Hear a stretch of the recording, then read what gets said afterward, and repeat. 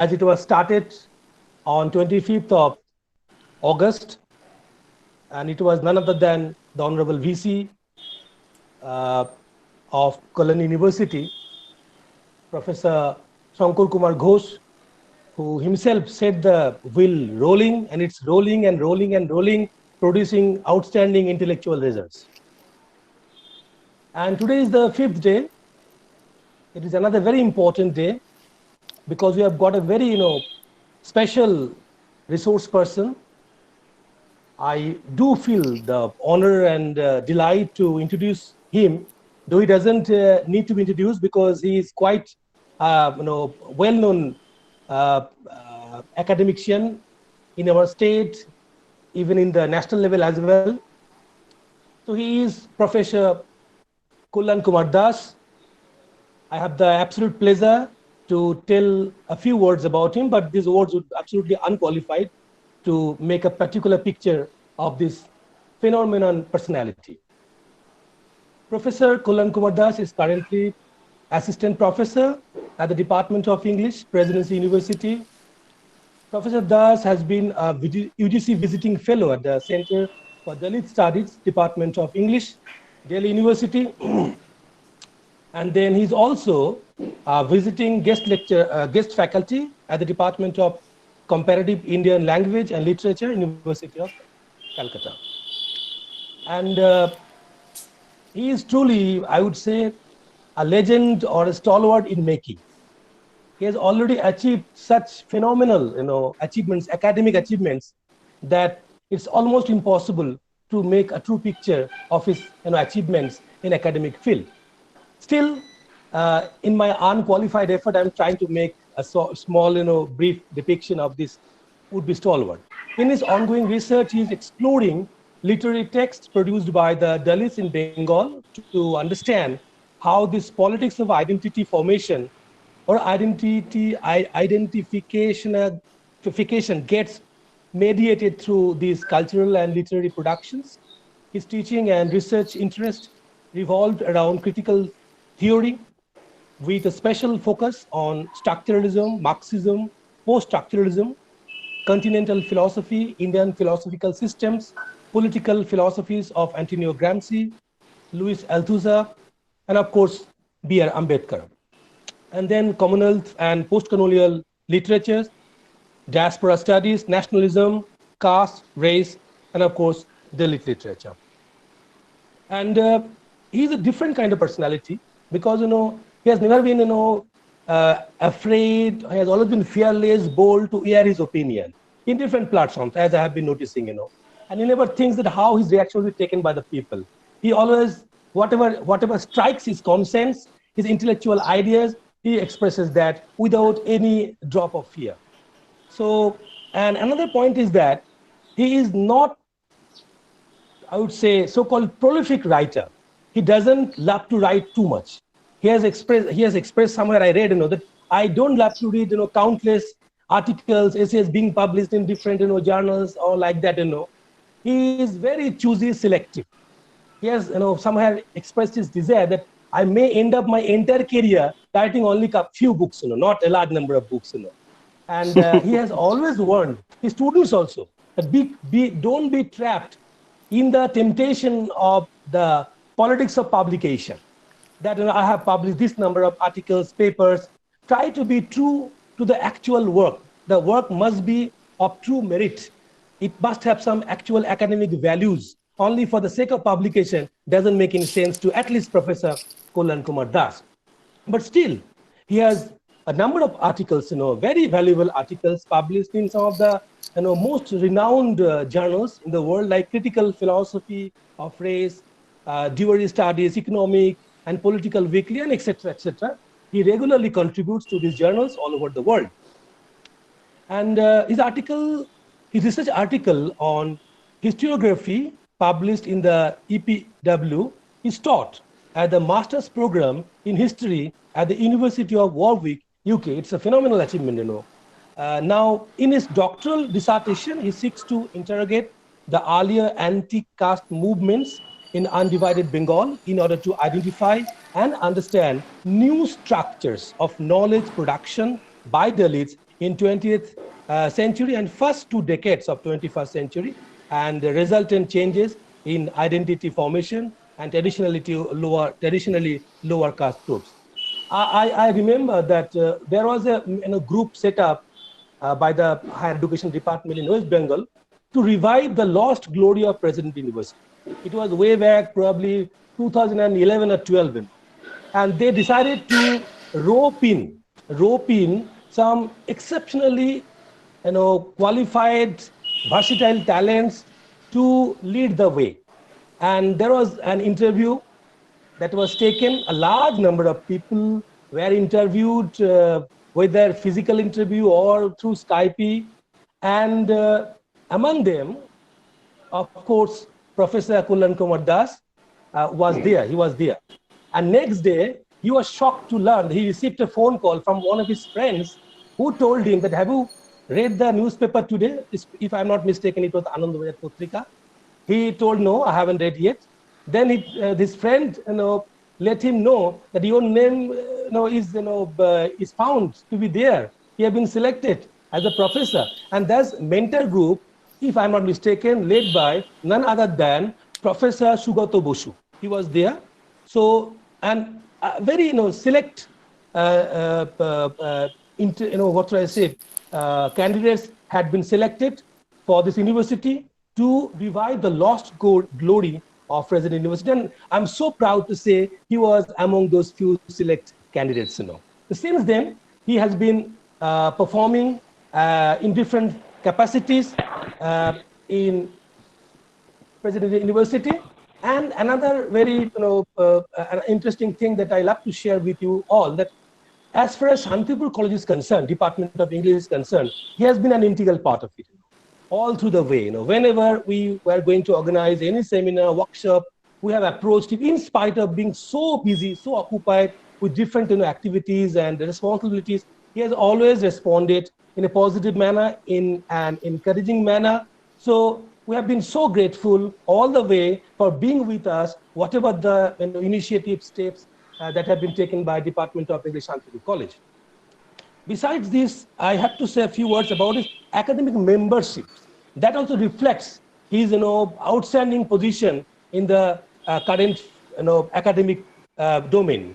He has been a member of John Dewey Society USA, member United Kingdom Arts and Humanities Research Council, very coveted institution as far as I know, and then member Board of Editors, Indian Journal for Comparative Literature and Translation Studies, guest editor, Songlap, another very renowned production house, reviewer. He has also been reviewer of a number of prestigious institutions, including Politics and Religion, that means Cambridge University Press, reviewer Routledge, and then reviewer Critical South Asian Studies, and then Contemporary Voice of Dalit, of course, Sage Journal. In such, I can go on, telling the names, of such prestigious institutions where he has been a very important part. So it will go on, but I have to get back to the present situation that he is here to deliver a very, I would say much awaited lecture, and that is on Mahashweta Devi Draupadi, a critical reading. We're so excited to have him among us. And he never thinks about the protocols or formalities. And even I can remember a couple of years back, he himself came to attend one of the lectures delivered by Professor Sagut Tarango Mondol, if I'm not mistaken. So he is such free-minded person. You may not agree with him all the time, and he doesn't think whether you are getting agree with him or not, but you cannot bypass him. His ideas cannot be bypassed. You have to give it a critical thought. You have to give it a serious reading of it. Thank you so much, Professor Kumardas. I welcome you most heartily, and over to you.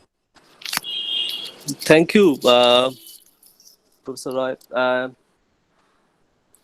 Hello, am I audible? Yes, perfectly. Go on. Oh, great. Thank you for that extremely generous introduction. It was a very longish one. I didn't expect that extremely informed and yet so overwhelming an introduction. Let me begin with a couple of disclaimers. Uh, this is going to be a lecture primarily meant for the students, the undergraduate students, and if you like, some postgraduate students as well. This is a text that I have been teaching at presidency for the last 4 or 5 years. I have been discussing this with the postgraduate students, uh, master's second year students. So this is primarily shaped, planned as a classroom lecture. So if there is any expectation on the part of my audience to look for innovative research ideas in this lecture, I must let them know at the outset that they might be a little disappointed with what I'm going to deliver. Now, with that caveat, let me also inform you that this is going to be a reading, an attempt to read the text in a cursory way. It's not going to be a very exhaustive reading. It goes without saying, because it's difficult for me to go for an exhaustive reading within a span of 1 hour of a complicated text like this one. So that's the second caveat. Now, with these two caveats, that it's going to be primarily meant for UG or PG students and not for the research fellows, or for that matter, for my colleagues from different universities, although they are very welcome, and I'm already happy to see Paramita Ji there, along with some other colleagues from different colleges and universities from West Bengal and beyond.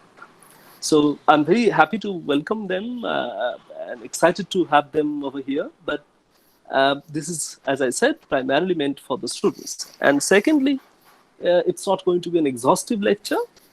It's going to be a cursory reading, although I will try to be as sincere as possible, as committed to that cursory reading as possible.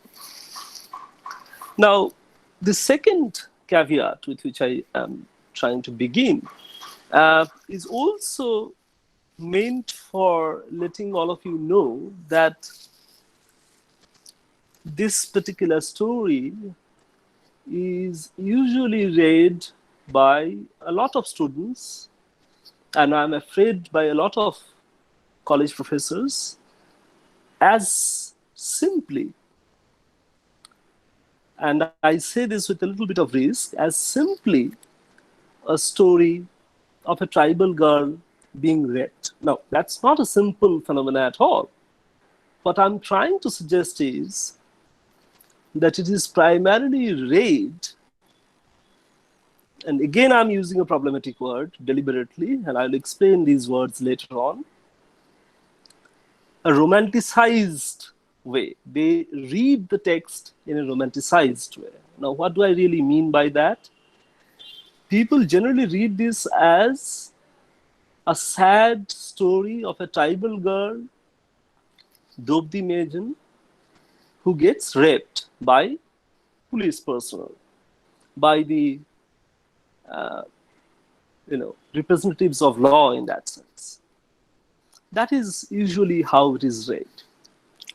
And I'm calling it a romanticized reading because if you read it in this way, if you read it simply in terms of how state machinery oppresses certain constituencies or their protests, their acts of resistance, or if you simply read it in terms of a girl who gets repeatedly raped, brutally raped, then you miss out on a lot of important aspects of the story.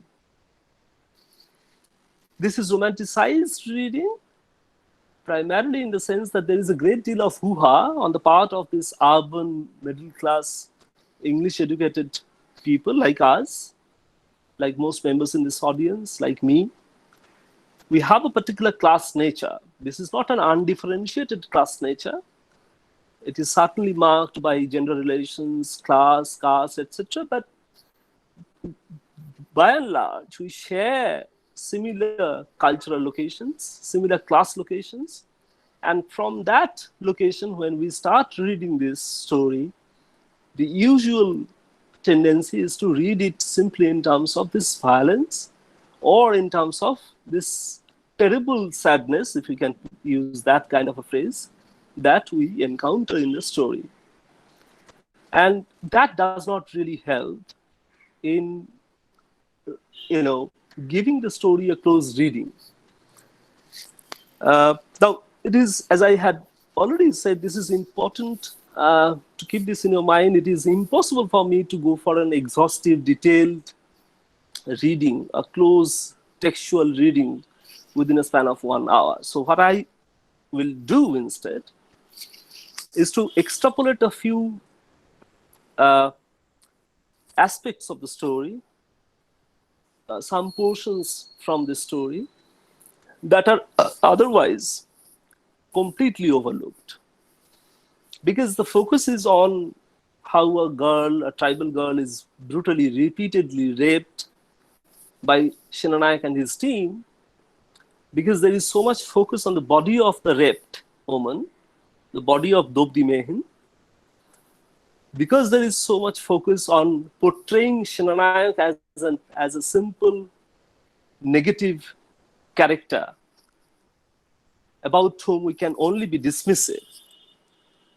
Because we have been reading the story in that way, to borrow this phrase from Frederick Jameson, that is the interpretive load of the text. So when I'm saying I'm against the romanticized reading of the text, I'm basically talking about this interpretive load.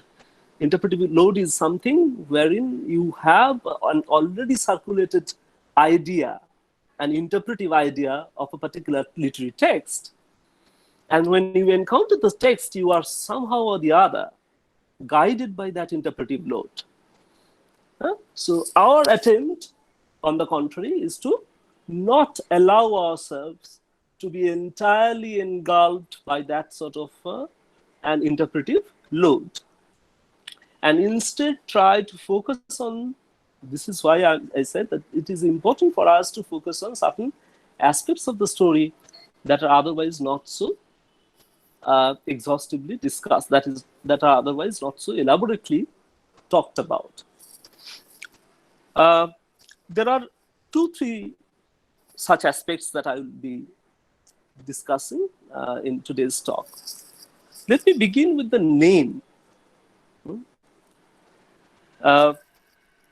This is a story about Draupadi Mehin, but that is not the exact name that is given to her.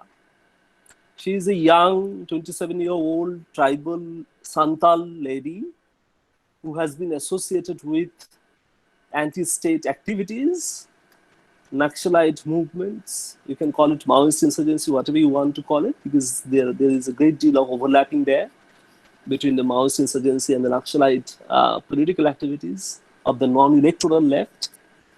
And she has been associated with these movements. These are movements primarily against the local landlords, the sahukars, moneylenders, the local landowning class. And as Gayatri Chakraborty Spivak's translation, the preface to that translation informs us, there is always the nexus between the local bureaucracy, the government's representatives at the block level, at the panchayat level. There is always a nexus between the government's representatives at that level, at the grassroots level, and these moneylenders and sahukars and landed people who oppress these tribal people, lower caste people as well. Although this particular lady, Draupadi Mehin, as a representative of the Santal tribe, one of the important tribal constituencies of this part of India, should not be confused with a Dalit woman. Many of my students, because the term Dalit is so much in parlance right now, they often, in the answer scripts that I have evaluated over the years, I have often come across this kind of descriptions. Draupadi Mehin, a Dalit woman. Please don't describe Draupadi Mehin as a Dalit woman, because the Dalit woman, although if you go for the 1972 definition of the term Dalit, Marathi Dalit Panther Manifesto definition of the term Dalit, then you might probably ascribe that term to somebody like Draupadi Mehin, but it is problematic in the sense that Dalit is primarily a term that designates the untouchable castes, the lower castes, and so on. There is a great deal of difference between the lower caste constituencies and the tribal constituencies. So just to clarify that, uh, we need to be careful about the terms that we use to talk about while talking about somebody like Draupadi or Draupadi Mehe. Now, the story, as I said, this is about Draupadi Mehe, about her struggle. Her husband has been killed. She is trying to escape from the police personnel, the army men, and so on. And she is eventually caught by them, and then the leader of the uh, the army men there, Shenanayak, the leader of the police personnel, he orders his men to brutally rape her. And the phrase is in the story, make her do the needful. That is the utterance of Shenanayak. And she is brutally raped again and again and again. And at the end of the story, something of tremendous interest for the readers happens. We encounter an ending of this story that we did not, as readers, as middle class, mostly urban, English educated people, that we otherwise had not expected from this kind of a story. That is why I said that this is also a story that refuses to be romanticized.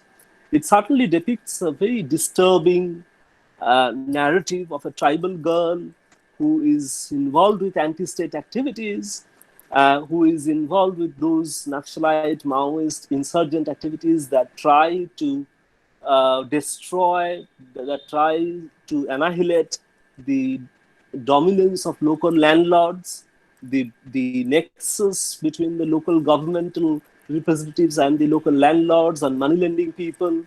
It is a resistance against the exploitation of their free labor.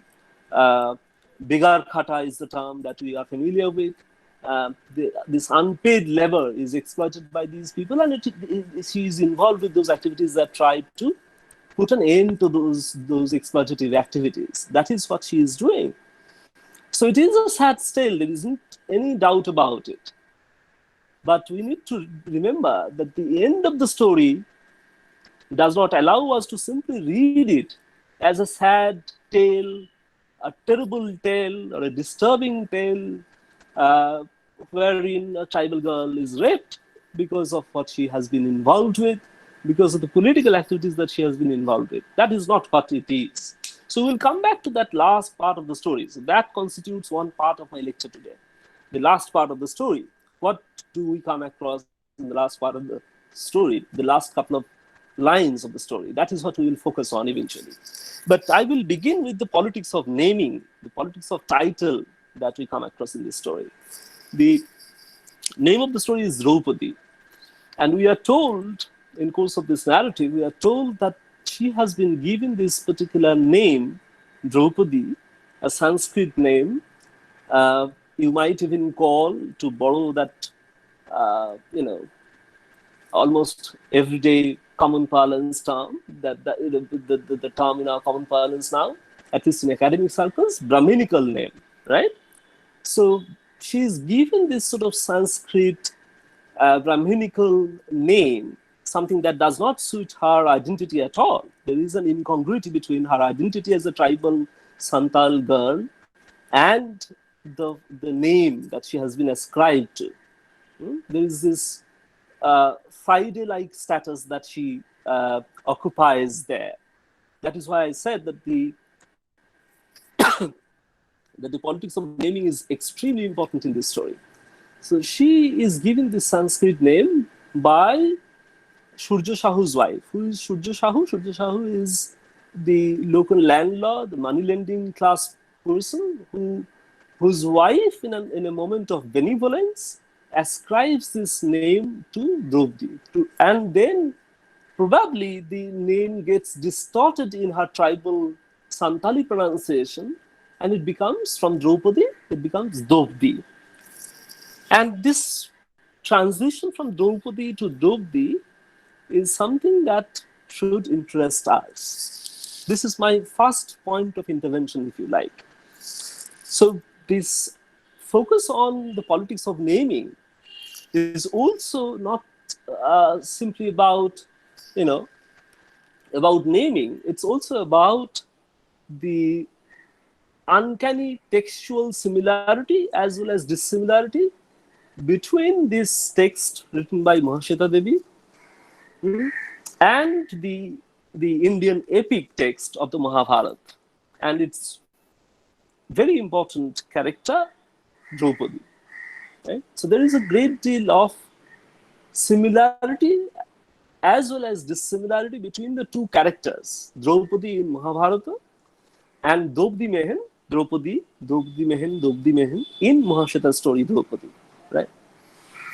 And if you look at the critical inquiry translation done by Gayatri Spivak, translation of this story by Gayatri Spivak, if you look at the preface, the prefatory note that Spivak writes, she says that Draupadi Mehen is both the palimpsest of Mahabharata's Draupadi, a continuity of Mahabharata's Draupadi, both in terms of how she responds, partly, not entirely, to the situation of rape, and the very fact that there is this sort of dishonorable act that is meted out to Draupadi Mehen, as it was done to Mahabharata's Draupadi.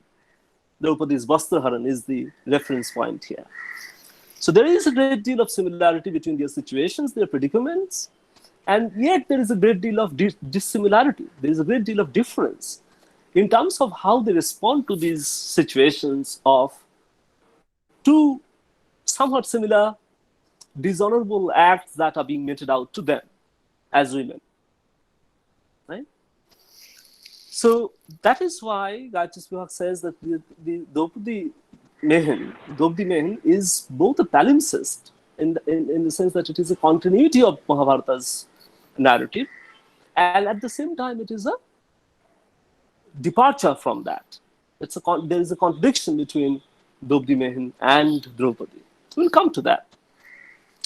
But again, on a counterintuitive vein, when we talk about politics of naming, we should not be entirely focusing on Draupadi or Draupadi Mehen. We should also talk about another important character in this story, and his name is Senanayak. Look at the term Senanayak. Senanayak is not a proper noun. It's not a particular name like Kulan or like Anirban. It's not a particular name. It's a general template, a designatory template, because he is the leader of his team of army, police personnel. So he is the leader. He is the Senapati or Senanayak, if you like, right? So it describes his profession. It describes his role as the chief of the representatives of the state who have been deployed to put an end to such exploitative acts, right? Now, these are the two important names that we recognize in this story, and the politics of naming in relation to these two names will occupy an important space in our discussions today. The second aspect that I will try to focus on is, as I said, I will try to focus on things that are not very important in the usual romanticized reading of this kind of a tale. The other important aspect of the story, which we often overlook, and I'm going to link this second point with our discussions on Senanayak. The second aspect is, and a completely neglected part of the story, this is not something that comes to the foreground when you read the story, but this is an important aspect of the story in my reading as well as it is in the reading of Gayatri Spivak. And this is a reference to the song that Draupadi sings. It is a song about some beans, the color of beans. But the songs are too intimidating for Senanayak and his team. They are completely clueless as to what this song implies. They are afraid that this is some kind of a codified message for their revolutionary activities, and they are completely horrified by the possible interpretations of that text, of that song. And they invite experts, scholars on Santali language, to decipher, to decode the meaning that might get implied through that song. Right? Now, this is very important. This song is very important. Let me focus on two related terms. It is a translation project, which is why the Santali language song has to be translated in either Bangla or Hindi by the experts who have been invited to read the text, to read, to decipher, to interpret the song, because they're afraid that it might have something dangerous for them. So it is a project of translation. But like most projects of translation, it's also an act of interpretation.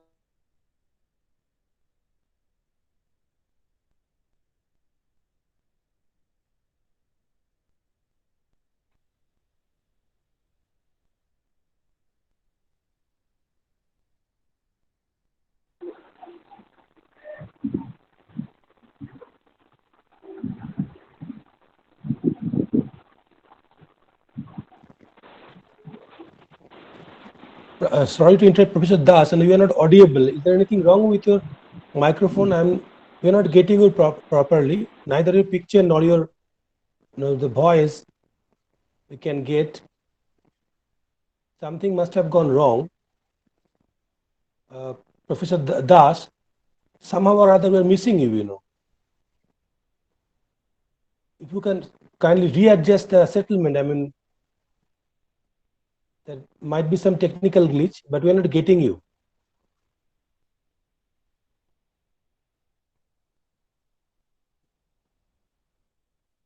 I hope you are getting me.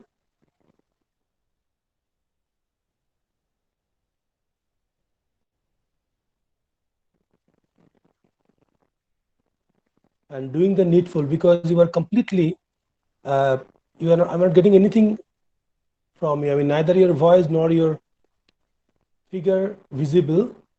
Something must have gone wrong. I hope you're addressing the issue.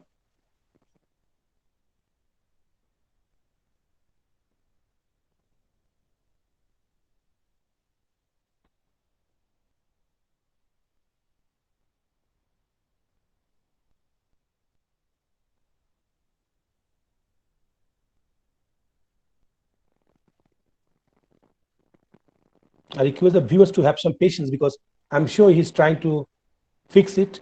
There must be some problem.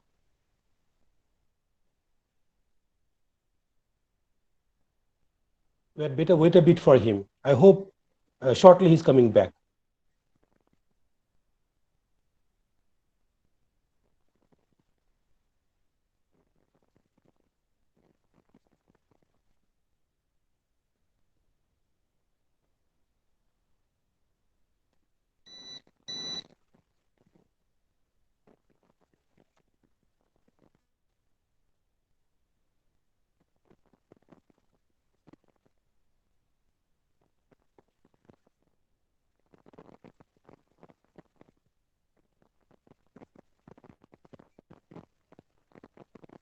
Nearly 150 participants are today with us.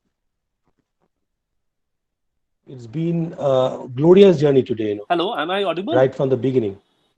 Sorry for Yes. the interruption. Yes, Sorry you're for the audible interruption. and visible as well. No, it happens, I don't want to be sorry. Please go on, sir. Yeah, so I was talking about the interpretive project, and I'm extremely apologetic about this interruption. Had to take this urgent call. But anyway, the second part is then focused on this apparently dangerous and apparently incomprehensible song that we come across in this story. And as I said, the experts from Calcutta are invited, are asked to go there and to decipher the meaning of this particular song. So this interpretive translation project is something that we need to briefly focus on. And as I said, this part of my discussion today is linked to the second part of what I mentioned in the first section. That is to say, this focus on Shenanayak's name. Now, and then the third part is the last part of the story. I'll begin with the last part of the story because that is something that will take us back to the first two issues that I have focused on. So what is the first issue? Just to sum it up, first point that I made is about politics of naming, where we need to focus on Draupadi slash Draupadi Mehi. The second part of that first section is a focus on Shenanayak's name. Shenanayak's name is not a proper name. As I said, it's a designatory name. It's a professional term. And we are not given any proper name for Shenanayak. And then the second aspect that, as I said, I'll focus on is the interpretive translation project. And then the third part, which is a focus on the last part of the text, last couple of lines of the text. Now, what do we come across in the last part of the text? In the last part of the text, the rape has already happened. Brutally, Draupadi Mehi has been brutally raped again and again and again. And after that brutal rape, repeated brutal rape, Draupadi Mehi is lying there on the earth, and she is naked. There is blood clot in her vagina. Her breasts are mangled, and Shenanayak orders his men to give her some clothes so that she can clothe herself. After the rape, the men who raped her are asked to provide her with some clothes. Now, this is something that immediately reminds us of the situation, of a similar situation that was averted by Krishna's intervention in the Mahabharata during the Vastraharan episode. Draupadi in Mahabharata was being disrobed, was about to get completely disrobed, but she was not completely disrobed by Dushashan because Krishna continuously provided her with clothes, with a piece of cloth, with which she could hide her body. Right? In this case, we come across a completely opposite picture. Here, after being raped, Draupadi Mehi refuses to be clothed by these men. She refuses to be clothed by these men. She says, I will not get clothed. I will not put on any clothing. There is no need to do that. There isn't any man around. I don't consider these people as men. And there is no shame in being naked, in staying naked in this way, with my mangled breasts, with blood clot in my vagina. There isn't any necessity for me to put on a garment, to put on a cloth. Right. But this is not the most surprising part of this last section of the story. What is most surprising is the response that we receive from Shenanayak. Shenanayak is this extremely confident man. We are told at the outset, in the first part of the story, we are told by the narrator that Shenanayak is somebody who empathizes, who has sympathies for his for his enemies, referring to these tribal people who have been trying to act against the oppressive clutches of local landlords and government representatives and so on. So we are told that Shenanayak, in theory, has sympathy for these people, but in practice, he has to annihilate them. He has to destroy them. He has to finish them off. And that is why, as if he has to ask his men to rape Draupadi Mehen so that her confidence is broken, shattered, and she is destroyed. Not just a physical destruction, but a moral destruction. Her moral stamina has to be destroyed, and the easiest way, according to Shenanayake, the easiest way to do that is to get her raped by his men. That is what he does. That is what he asks his men to do, and they abide by what he says. And Draupadi Mehen is repeatedly raped, as I said. But what is this focus on theory and practice of Shenanayake? Why is it so important for Shenanayake to have some sympathies for his enemy in theory, in terms of scholarly, bookish knowledge, perhaps? It is important for him to know his enemy, and we are told by the narrator of the story that it is important to defeat his enemy. It is important for him, for Shenanayake and his team, to understand his enemy, their enemy, the class of people to which Draupadi Mehen belongs. And we must also think of another category of people who are involved in the story, but they are pushed in the background of the story. And that is another reason why we don't pay much attention to these people who are described by Gayatri Spivak as gentlemen revolutionaries. And there is a counterpoint here that we discern in the gentlemen revolutionaries' relationship with theory and practice, their class affiliation. These are mostly, students who have received English education, university education, and urban middle-class people, the class to which Shenanayake also belongs. So look at the difference between these two types of people. On one hand, you have somebody like Shenanayake, who belongs to the urban, educated, middle-class section of the Bengali society. And in theory, he has sympathies for his enemy. He considers it important for him and for his teammates to have a proper understanding, to have a proper knowledge of the tribal people, their languages, their song, right? That is why I tried to focus on the song. It is important for them to know their languages, their cultures, to understand them. And in order to do this, at the level of theory, at the level of bookish knowledge, let us say, he has to have some sympathy for these people. In fact, he, somewhat like that district commissioner in Chinmay Achebe's Things Fall Apart, he talks about a book project wherein he will talk mostly about the tribal revolutionaries and less about people like him. Right? So he has a book project. These are the intellectual projects that are his priorities. This interpretive project, translation project, this project of writing a book on this community, this tendency to have a theoretical sympathy for these people. These are the attributes that determine Shenanayake's character.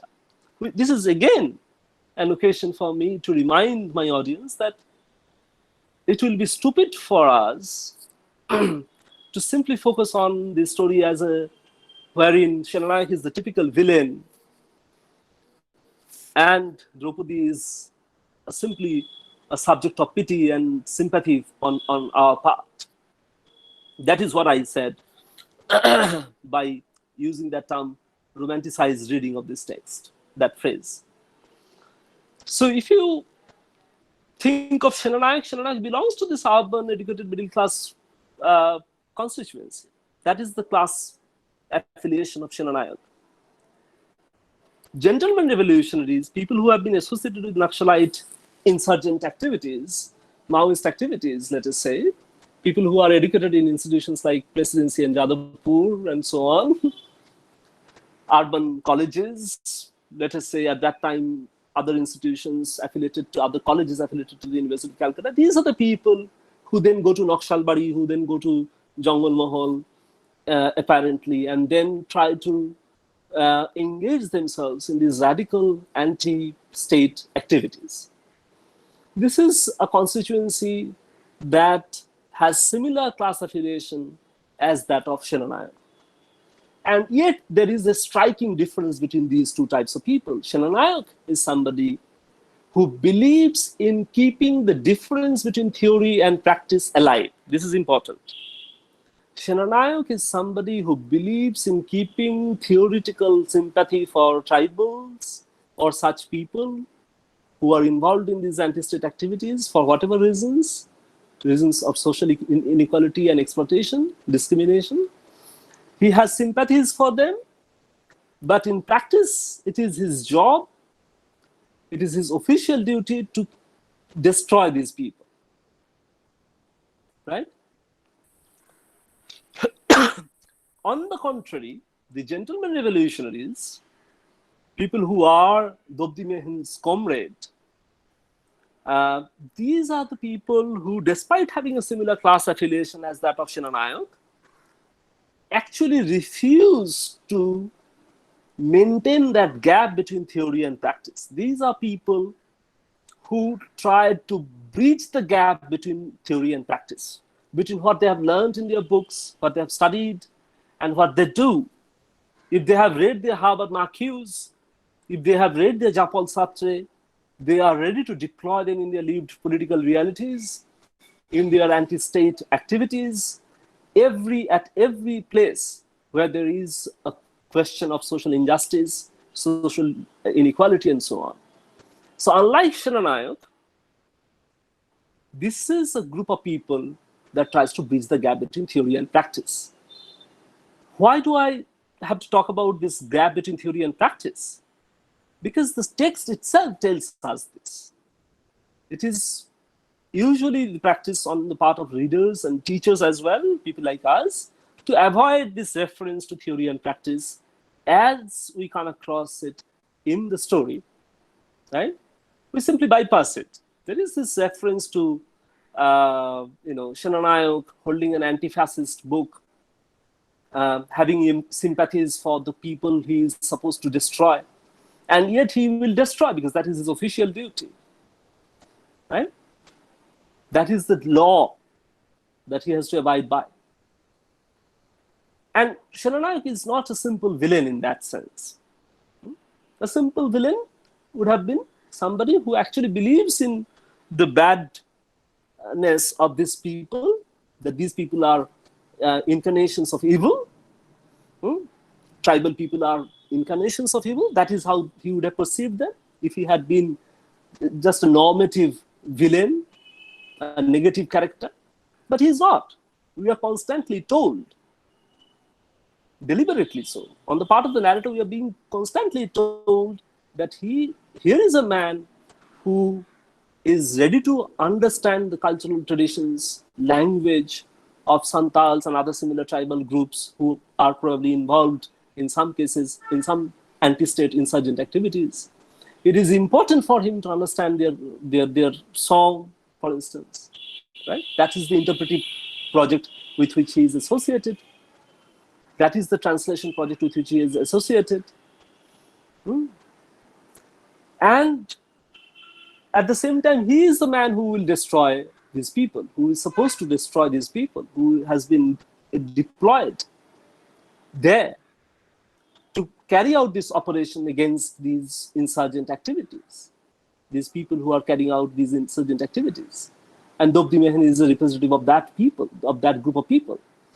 And he is the one who asks his men to rape Dobdi Mehen, to destroy his moral stamina. And this is the way he maintains this very important gap, incongruity between theory and practice. Now,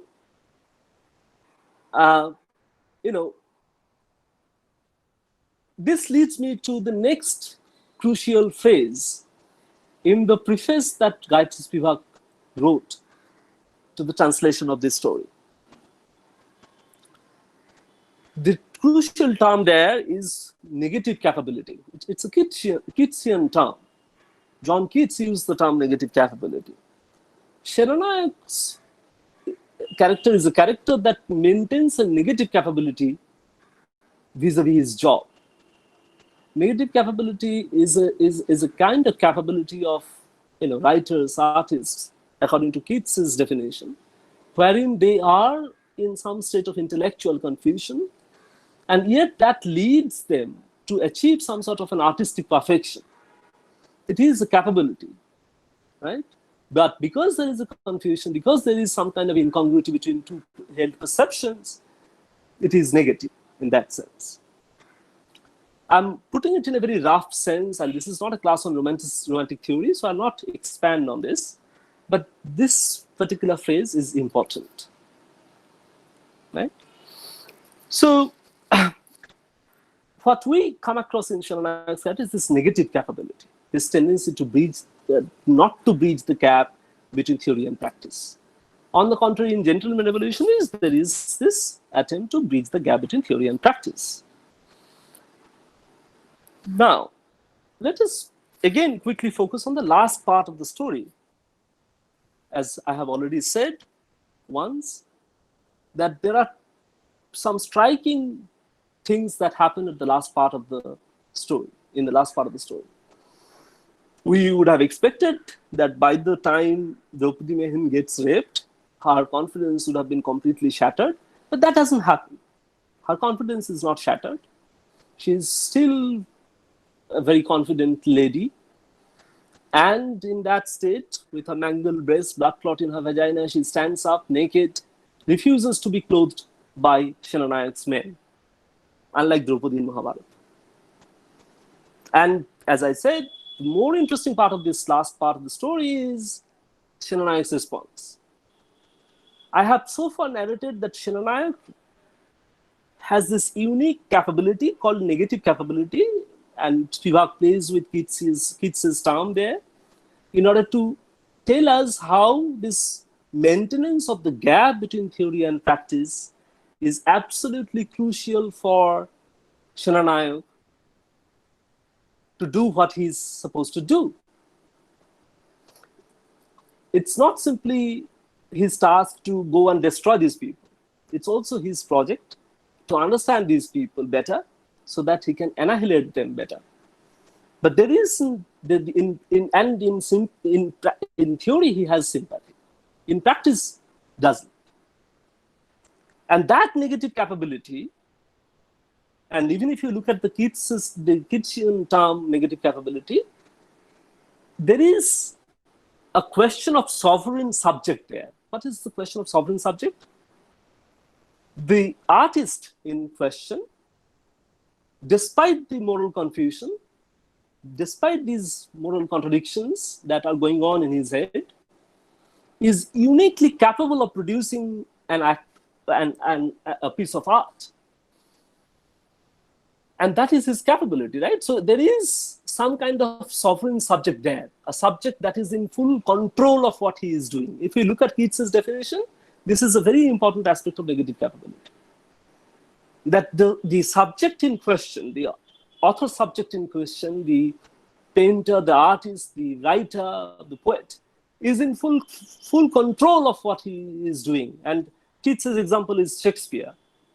It's somewhat very interesting to see that there are references to Prospero,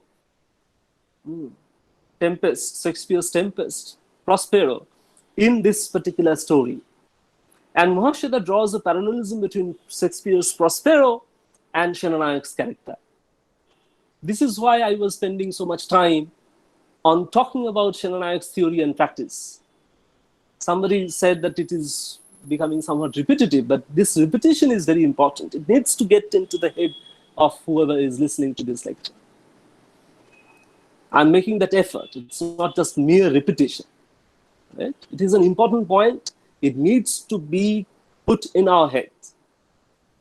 So Shenanayak, otherwise we are told in the story that he is a character who knows what he is doing. Unlike Arjan Singh, a caricature of a Sikh Punjabi army general who is supposed to be very virile and very strong, physically strong, a man of muscle, a man of determination. He is actually shown as a caricature, somebody who is incapable of doing any of these, somebody who is very shaky, somebody who suffers from diabetes, etc. And if you look at Shenanayak's character, he knows what he's doing. Shenanayak is completely in control of what he's doing. till that last part of the story, where he encounters this unarmed target of Dobdi Mehen. Dobdi Mehen doesn't have any weapon in her hand. She doesn't have a 3.3 pistol. She doesn't have any weapon in her hand. She is simply a raped body standing naked in front of Senanayak and his men. And that dumbfounds Senanayak. Senanayak is completely dumbfounded. Senanayak has lost his words. Senanayak is tremendously afraid, we are told, of this unarmed target. So somebody like Senanayak, who has been carefully maintaining this gap between theory and practice, somebody who has been carefully maintaining sympathy, in theoretical terms, sympathy for these people. In practice, he was supposed to destroy them. That is precisely what he is doing. And despite this possibility of a moral contradiction, despite this possibility of an intellectual contradiction, Senanayak successfully achieves what he is supposed to do in that particular job that he has been assigned with. Right? That is precisely why they have been able to, catch Dobdi Mehen, and then he orders his men to repeatedly rape her. So he is successful. This is a sovereign subject, a representative of law, who has successfully destroyed his enemy, but only apparently. We are told at the end of the story, much to the contrary of our expectation as readers, most of whom share the same class location as that of Senanayak, and most of whom who, despite the enormous social inequalities that they practice in their lived realities, talk about equality all the time in theoretical terms. At the end of the story, we are suddenly coming across this unarmed target, which completely silences Senanayak. Suddenly, this man, uniquely endowed with negative capability, somebody who maintains this gap between theory and practice, unlike the gentleman revolutionaries, somebody who has been knowing what he is doing, somebody who is in full control of what he is doing, suddenly finds himself in this sort of disempowered position in front of somebody like Dobdi Mehen, raped, with mangled breast, blood clot in her vagina, that sort of gory situation. Senanayak is tremendously afraid of that sight of Dobdi Mehen. And this is why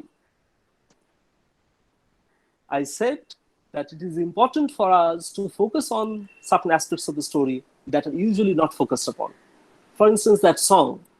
The song represents the non-translatability of their worldviews, perhaps.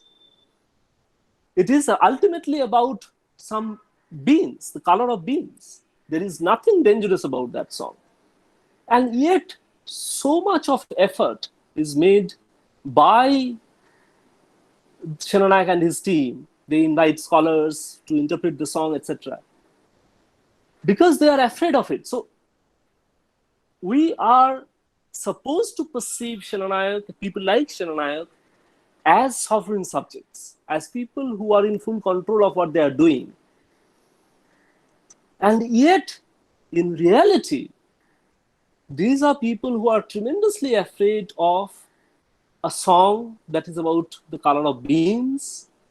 They are afraid of a raped woman who refuses to be clothed. Therefore, the sovereign subject as a category is questioned invariably in this text. Now, I have reached almost the last part of my lecture. I'll get back to the first note with which I began my lecture, politics of naming. Now, if you look at this last part of the story and think of Mahabharata's Vatsyaharan episode, Draupadi in Mahabharata is getting the help, is taking the help, accepting the help of Krishna, who is providing her with clothes. But in this case, Dobdi Mehen is refusing to be clothed. This is a contradiction. But there is also, even at that moment of resistance, Draupadi Mehen is not entirely giving up on a patriarchal notion of honor, or what a man is supposed to be, right? So the sense of honor, sense of shame that is to be associated with her body in an otherwise patriarchal setup is not entirely gone. Just as it is not gone because of Krishna's intervention in Vastraharan episode in the Mahabharata. But at the same time, there is a remarkable, radical point of departure in the sense, in that moment in Mahashweta's story, in the last part of the story, in the sense that she is refusing to be clothed. And by doing that, she is violating the code of honor, the sense of shame with which Senanayak wanted to shatter her confidence. Right? To be raped is to be ashamed of your body. That was the assumption with which Senanayak had asked his men to rape her repeatedly. And despite that repeated brutal rape, Draupadi Mehen has come up with this newfound confidence that can dumbfound somebody as confident, as sovereign a subject, as representative of law, as that of the character of Senanayak. I think I should stop here. Thank you.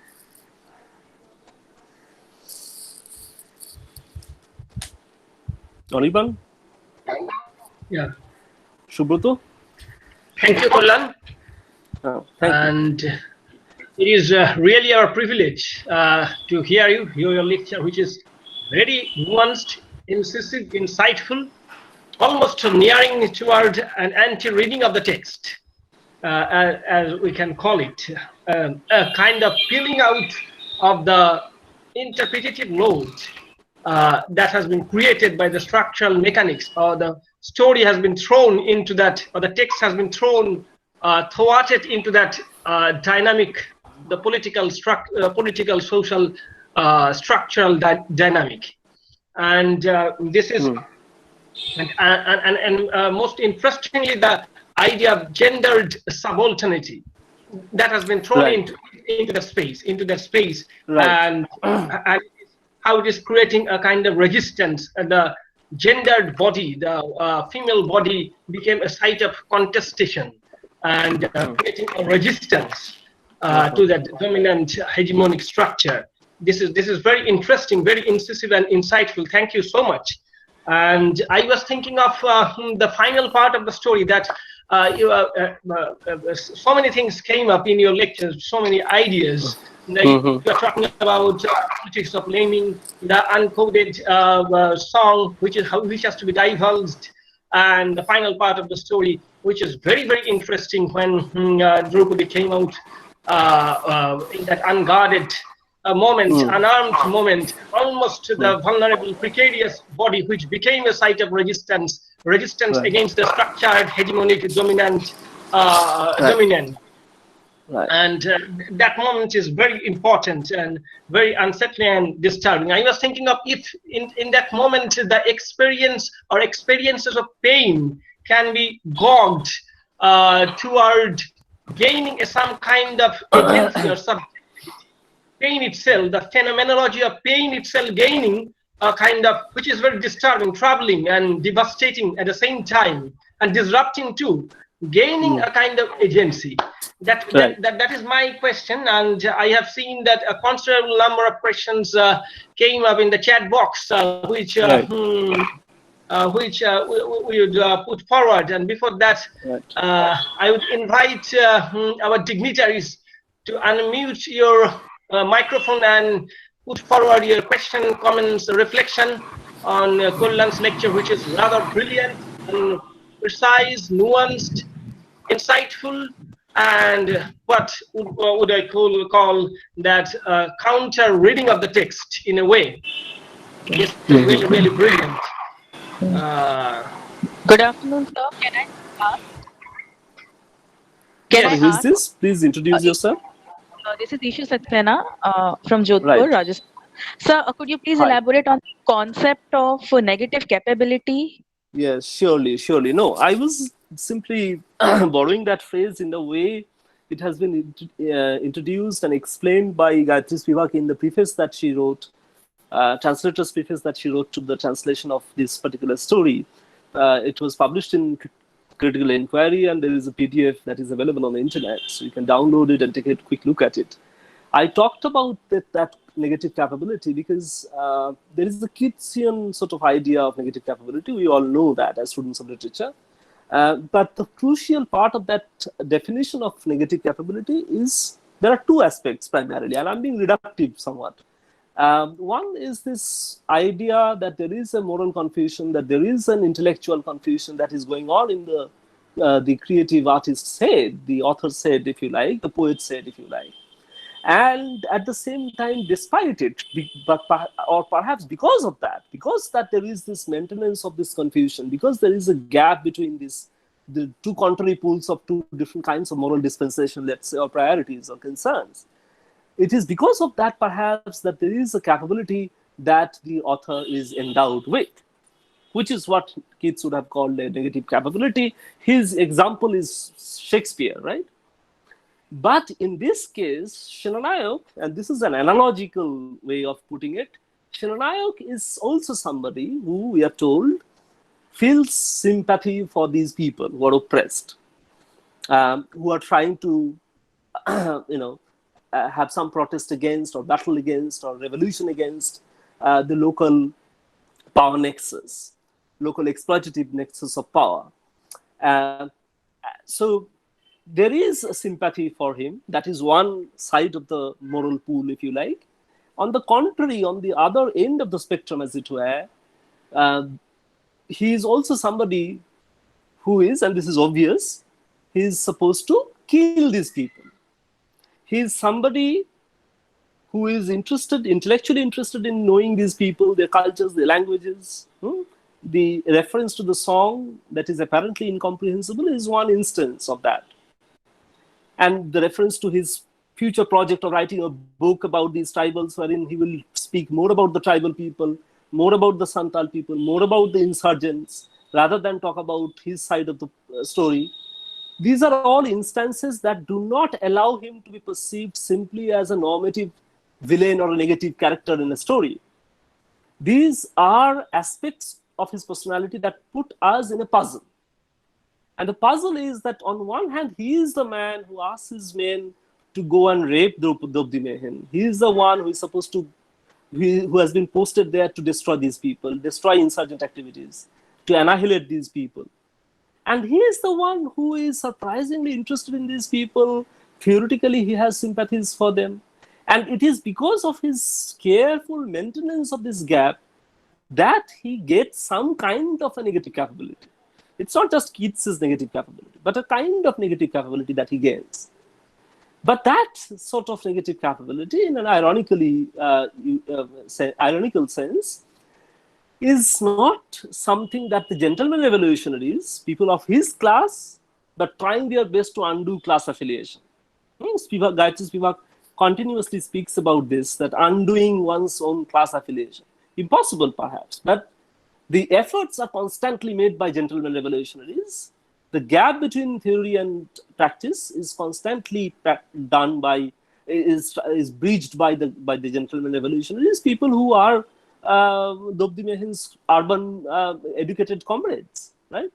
But Shenanayak is not that kind of a character. Shenanayak is somebody who maintains that gap, and it is because of the fact that he can maintain this gap that maintenance of that gap between theory and practice gives him some sort of an agency, some sort of a control over the situation. That is why I kept saying that Shenanayak is the character who apparently is in control of everything that is happening, unlike Arjun Singh, who's supposed to be a very determined, courageous, very bold, muscular man, epitome of virile, aggressive masculinity that army men are usually perceived as. But that man is suffering from anxiety, that man is suffering from diabetes, and is incapable of taking decisions, unlike Shenanayak, who always knows what he is doing, right? But at the end of the story, he is the one who is dumbfounded. His negative capability is gone. It is thwarted by an unarmed target, this raped, naked body of Draupadi Mehe. That is what I was referring to. Okay, thank you so much, sir. Thank you. Sir, am I audible? Yes. Please introduce yourself, Yes. Hello, sir. This because is I can't see Aranya. your face. Yeah, Ananda. Yeah. This is Aranya Bhattacharya. I'm a research scholar Yes. from JU. Yes, I remember. Sir, I wanted to know that I was seeing that why Mahashweta Devi specifically uses the adjective black in one particular sentence at the end of the story to refer to the violated body of Draupadi Mejan. We do not come across the factor of race being otherwise mentioned or made latently evident in the text. Then why the color of her body gets mentioned at the end after the rape happens? Right, right. I think I will take a few more questions and respond to Ananda's question along with those questions. Okay, sir, I had one more observation. Can I share? Yeah, go ahead. Yeah. So actually, when you said that there's a difference in the mindset of the middle class intellectuals who were participating in the Naxalbari movement as the Naxals and that of Shena Nayok, because they were trying the middle class intellectuals who were participating as Naxals, they were trying to bridge the gap between the theory and practice, but Right. then when we come across instances of sexual violence within the so-called safe shelter of the underground Naxalbari, underground shelters, then how are you going to see this aspect? Because we have come across testimonies of women Naxalites who have actually confessed about being sexually violated within the Naxalbari underground Right. shelters. Right. Then how are you Right. differentiating between the I think perspectives of yeah, Shena Nayok and I have got it. Got it. I think I have got it. okay. I think that this second question is a good one. I think I'll briefly respond to this before I take other questions, and also make an attempt to answer your first question, which was about racial body, etc. I think, see, Ananda, I don't know whether you have a particular textual reference in mind or some testimonial narrative that you have in your mind when you are asking this question. I'm sure you have some. And I'm also not going to simply dismiss this by saying that these are aberrations or exceptional instances, right? That is the first tendency to with which we respond. But I will say a few things. This is not an anomaly. It is not an anomalous or aberrational or exceptional thing to have happened. There might be some instances like this. And in those instances, I have no hesitation in saying this. The gentlemen revolutionaries, despite their sincere attempts to undo class privilege, to sort of undo their class affiliations, to bridge the gap between theory and practice, in other words, these are moments of failure. These are moments of unfortunate, but certainly these are moments of failure. Failure in what sense? Not in a moral sense, but in the sense that they fail to undo their class privileges. They fail to bridge the gap between theory and practice. But that is not to simply suggest that there isn't any effort that is made by them, or at least some of them, a few of them, right? So I was primarily talking about those efforts. Vivek is primarily referring to those efforts. There are efforts. These are deliberate epistemological efforts, intellectual efforts, through which they try and undo their class privileges, despite the fact that they belong to the same class as Shena Nayok. But Shena Nayok's project is a different one. Whether they execute the project in an effective way is a different question. But there is a project. The project for gentlemen revolutionaries is to bridge the gap between theory and practice. But for Shena Nayok, it is important, absolutely central to his project, to maintain the gap. Otherwise, he wouldn't get this sort of Keatsian negative capability with which his sovereign subjecthood is asserted, right? Is articulated, is stressed. But that sovereign subjecthood is also questioned at the end of this story, as Anirban was suggesting, this phenomenology of pain, as it were, endows Draupadi Mehen. It becomes an enabling factor rather than becoming a disabling factor, because that is what he had anticipated, that it will be a disabling factor. It will, cripple her. It will destroy her. Make her do the needful. That is the statement, right, made by Shenanayak. That doesn't happen. Contrarily, we come across a situation wherein he is the one who is afraid of Draupadi Mehen. Right? So that is what I, was thinking when I was talking about this. Any other questions? Oh, Shivendu. Yeah. Hello. You have a question. Can you please put forward it in a clear way? He was talking about scopic gauge. Thank you. Thank you for a very interesting deliberation. I think Thank I'm you, audible. Shivendu. Thank you, Shivendu. Yeah. You are audible. You are audible. Yeah. The thing is that I'm a bit curious about the thing. I was somehow sort of comparing between the last scene of Amiri Baraka's The Dutchman with the very sort of concluding part of the narrative, and sort of just like the black man over there was trying to sort of give something back in response to the kind of scopic gaze that the white woman did sort of ascribe on him, and in the process he got killed. Similarly, this kind of nullification of the paradigmatic endowment of the hegemonic gaze in terms of somebody who is in power somehow gets negated or cancelled by means of this Draupadi's very bold, metaphorically significant stance of unrobing herself, or sort of denying to get herself robed. And I think here lies this kind of reversal paradigm of a scopic gaze that responses somebody who is in power and tries to establish his or her agency by writing back in her own way of redressal. This is just an observation.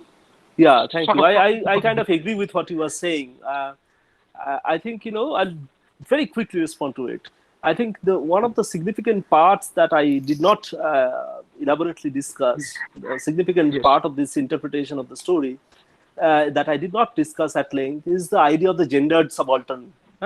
Yes. I did not do it because that would have taken me to Can the Subaltern Speak? That would have taken me to the menstruating body of the woman who had committed suicide in Spielberg's autobiographical, but we get to know about that it is autobiographical only later. That kind of essay, Can the Subaltern Speak? That would have probably also taken me back to Ranajit Guha's idea of the subaltern consciousness, etc., and how that can be retrieved, the idea of representation, Varstelung, Varstelen, etc. So I didn't get into that today. If there is another lecture that anyone wants me to deliver on Draupadi, I would love to talk about the idea of the gendered subaltern. But one of the things that your observation rather, provokes me to think of and also articulate is that the moment of silent, refusal to be robed, not so silent, but, she refuses to be robed. And that act, if you think of it in very common way, the usual normative ways of, scopic gaze that you talked about, then you simply say that, she has been already raped, so the damage has been done to her. And there is no point in simply considering this sort of act of not robing herself again, and the Shenanayak's dumbfounded status. These don't mean much. In fact, I have had some students in some previous years at presidency who said, Kedi, this lady has been already raped, so the damage has been done. What resistance are we talking about? There is a moment of silence, there is a moment of being dumbfounded on the part of Shenanayak, but we don't know after the story. Perhaps if the narrative can be perceived as continued from that point, probably she is again raped or she is just killed, right? So there, the question of resistance, where is the question of resistance? Now, these are people who are missing the message of the story. One of the crucial messages that we get from Gendered Subaltern Speak by Spivak is the way this lady was trying to communicate a message that people did not understand. What was the message? She waited for her menstruation. Bhuvaneshwari Devi. She waited for her menstruation to start. Why? Because otherwise people would have understood it as an act of committing suicide due to shame. Probably she had become pregnant, and that is why she killed herself. And that was quite a common phenomenon at that time. Many widows would have become pregnant and they would have killed themselves, and that was a common practice in that sense. And this lady did not want to do that, did not want to let that message go out in the public domain. She waited for the menstruation cycle to begin, and then she committed suicide because she apparently failed to execute some nationalist job that she was assigned to perform. Here also, and that was the message. So the subaltern, is talking, but it is not received as a speech. There is an incongruity. And here also, at the end of the story, Mahashweta's story, Draupadi Mehin is actually talking, but that is just talking. It probably a lot of readers would not even recognize it as a speech of protest, as something that is resisting this sort of scopic gaze that you described as some kind of an hegemonic gaze. The reference to gaze also reminds us of Lacan. The moment he is dumbfounded, Shenanayak is dumbfounded, it is as if there is an invasion of real. As we know from Lacanian psychoanalysis, after the moment of invasion of the real, the symbolic order is sort of disrupted. And so on. So probably I'm not a Lacanian psychoanalyst, and I might be wrong. There are better people with a far better knowledge than I do. I have on Lacanian psychoanalysis, and they probably can attempt some kind of a reading of the gaze from a Lacanian psychoanalytical perspective. But this is just a quick sort of response to what you said. Anirban. Thank you so much. Thank you.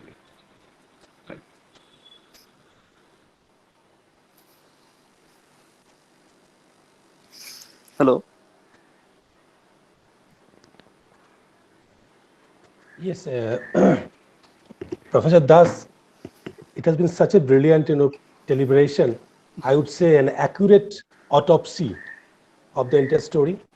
Though you promise that you will limit yourself within the concerns of the students' benefits, but I don't think you have so successfully done it, because you have come out to reflect some of the very critical issues which would be very challenging for us to think about, because some of the ideas that you have talked about are so, thought-provoking, Like I would say, what Spivak has said, that the subaltern community can be represented, but they cannot be represented.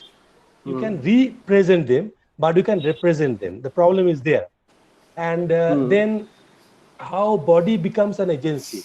Body is something that is to be taken to be assent of. Women, a woman who gets raped, or violated, it becomes a subject of objectification.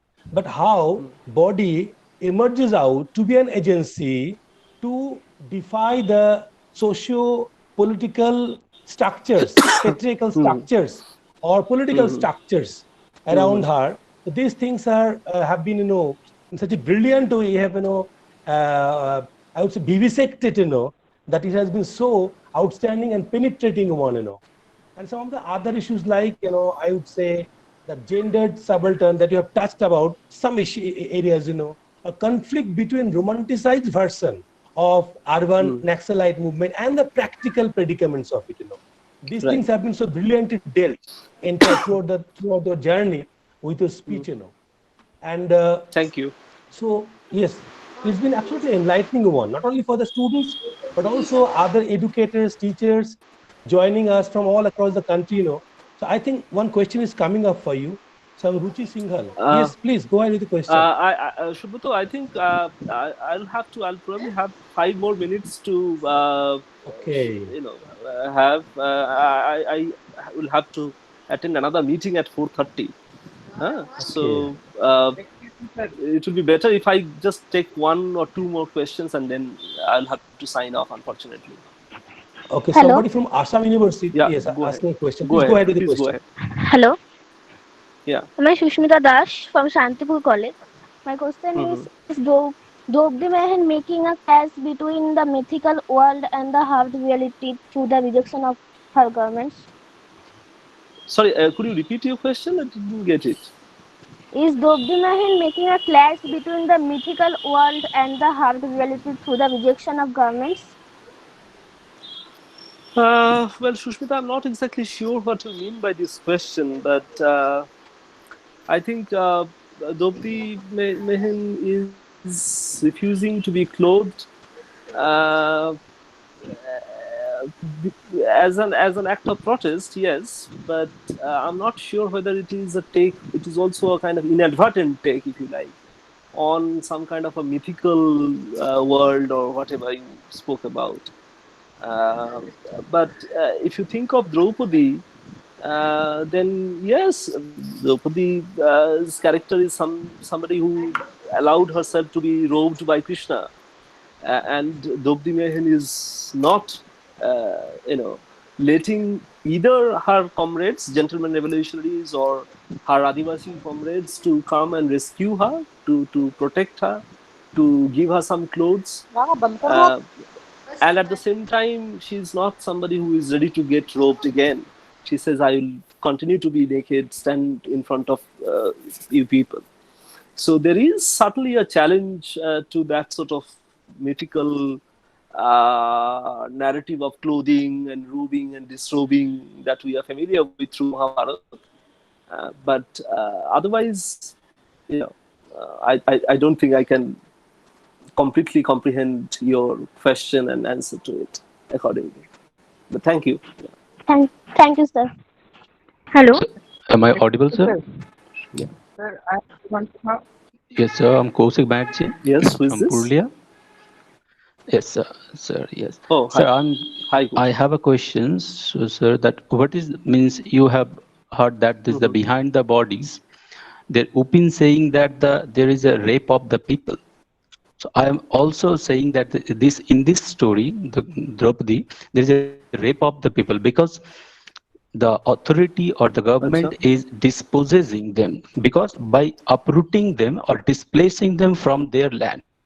If No, rape Kaushik, is I disrobing, think, Kaushik, I get your get the sense in which you are speaking, but I think yes, I have some discomfort with the way you are equating dispossession with rape. I get your point, but yes. yeah. So go on. Yes. Yes, sir. This is not even the Upin has said this in the behind the bodies. He said that there is a rape of the people in the behind the bodies story. So I think Yes, here is in the also the rape sense. of the people because the government is disrobing them, even uprooting them from their land. And I Right. think it is a rape of the people. And my observation is Okay. that Okay. if government needed to just launch an army, deploy in the forest. I think the rule of a university that police cannot enter a university. I think there should be a rule that police cannot Similar enter a rule. jungle, and if they entered, at least there's means one person should be there to just surveillance them, to just surveil them, to just to entirely look to given the charge of that person, to given that charge of that person, because No, they are yes, yes. I Please, you may get your continue. Yes, point. I get your observation, but I'm not at this point. I'm not too sure how exactly you want to execute that plan, or how whether I can sort of agree with it. I'm not too sure about that. But anyway, thank you for your observations. Excuse me, sir. Hello. It would Yes. I think, Subroto, can this be the last question that we yes, receive? let it be the Yes, last yes. question. I understand. Yeah. It will This be is the the last one. question. My Yeah. question is, why did Canada command make Nirvan, go on. yes, sir, do the needful? Instead of that, he could directly command to refer. Then why did he command that? Sorry, can you repeat your question? I didn't get it. Not clear, yes. Why Make it did clear. Canada command to make her or do the needful? Instead of that, he could directly command to refer. Then why did he Right. command? No, Is there anything I think from else? that, yes. From Negative that, capability counts. thank you, Nirvan. From that statement, yes, it is tied to that concern of mine and Sivak of negative capability, concern with that idea of negative capability that we are talking about. But I'll not get into negative capability again, because then someone else will say I'm repeating myself. I think it is better for me to quickly respond to Nirvan's question. Nirvan, I think that statement at a very general sort of level, that statement is actually indicative of the fact that he wants to maintain that gap between theory practice, one, and secondly, he is asking them to make her do the needful. It is a direct reference to how he thinks that rape will destroy her moral stamina, her courage, her sense of integrity, her determination to get involved with the insurgent activities, etc. So do the needful is a reference to that. So it's not just a question of rape. Rape is not just this bodily act of violence. It is also about disempowering Draupadi. So when he says, go and do this, do the needful, make her is a reference to this sort of, remaking that he expects, that Draupadi, after being brutally raped repeatedly, will be a different kind of Draupadi Mehe. Not the earlier Draupadi Mehe with confidence and determination and so on, but a crumpled, crippled, distorted sort of Draupadi Mehe who will have lost her confidence. But that doesn't happen. So this statement is actually, made to look very ironical at the later stage when we encounter the last part of the story. Well, Sir, actually, hello, sir. I think we can't. Can we afford have to those take more questions? Can we have those questions later? If they are interested, they can directly send these questions to me. I'm available through Facebook and Gmail. You can send your questions to me directly. I'll be happy to answer them. That's a great opportunity. Absolutely great opportunity for the students, Yes. So it is so There are a lot difficult. of questions. Number of questions are there on the YouTube channel, so we can send you to them. Send them. Absolutely. Your email. Actually, but it would have been brilliant had you been able to continue further. But I would have loved to, honor but the I commitments. have to leave. Yeah. I understand the constraints, we have to follow, because we have got some other commitments also that must be respected as well. Yeah. So it has been an absolute pleasure, I mean, I would say a rewarding experience. Whenever you listen you talking, on any particular topic, it always becomes a rewarding experience, and it has exactly been so this time also. So we don't know how to express our gratitude for this such a brilliant presentation. It has been so enlightening, so refreshing, so penetrating, I would say.